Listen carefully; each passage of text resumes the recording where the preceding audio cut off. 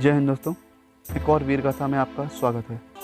तो आज हम बात करने वाले हैं 1947 भारत पाक युद्ध के एक और वीर के बारे में, जिन्हें उनकी वीरता के लिए सर्वोच्च वीरता पुरस्कार परमवीर चक्र से नवाजा गया, जिनका नाम है ऑनररी कैप्टन करम सिंह।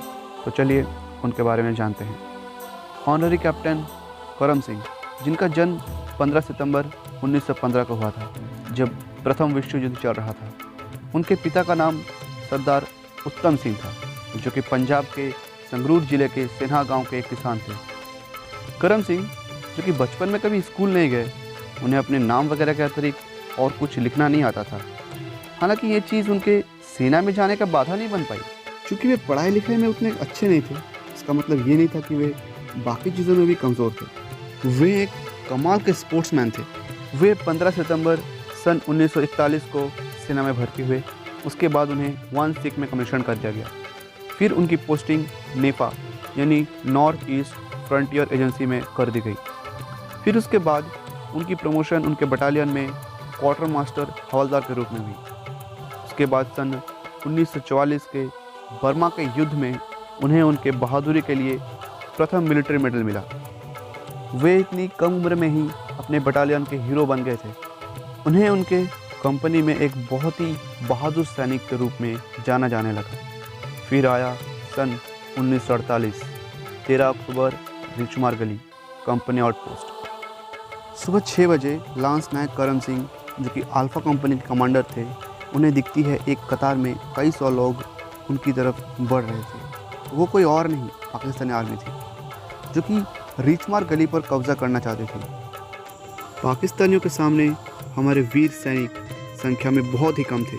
फिर भी वे पीछे नहीं हटे, क्योंकि उन्हें दुश्मन के मंसूबों को कामयाब नहीं होने देना था, जो कि रिचमार गली पर कब्जा करके श्रीनगर की तरफ बढ़ना चाहते थे। उन पर हमला शुरू होने के कुछ ही देर बाद उन पर शेलिंग भी शुरू हो गई, और दुश्मनों की संख्या तो आप मानो जितने मारो उतने बढ़ रहे थे। ये तो करम सिंह और उनके सिपाहियों का जज्बा ही था जिसने पोस्ट को बचा रखा था।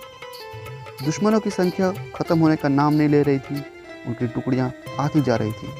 करम सिंह, जो कि बुरी तरह जख्मी होने के बावजूद एक बंकर से दूसरे बंकर जाकर सैनिकों का हौसला बढ़ा रहे थे।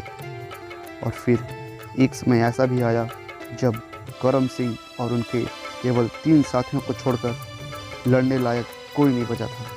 फिर भी वे लड़ते रहे। जब उनकी गोलियां ख़त्म हो गई, तब वे अपने गन की बेयोनेट निकाल कर लड़ने लगे।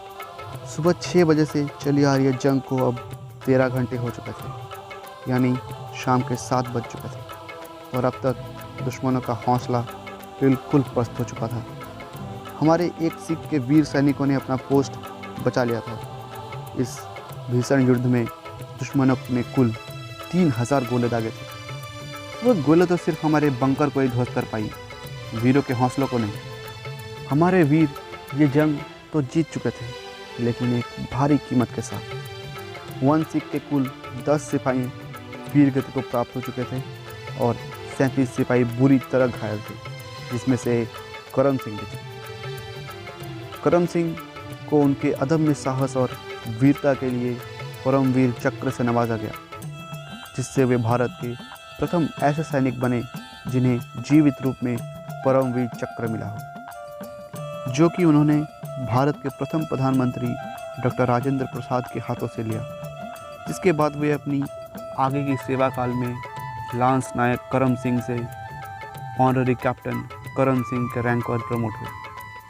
उसके बाद 1993 में 77 साल की उम्र में उन्होंने अपना देह त्याग दिया था। तो ये वीर गाथा यहीं समाप्त होती है। फिर मिलेंगे एक और वीर की गाथा के साथ। तब तक के लिए जय हिंद, जय भारत।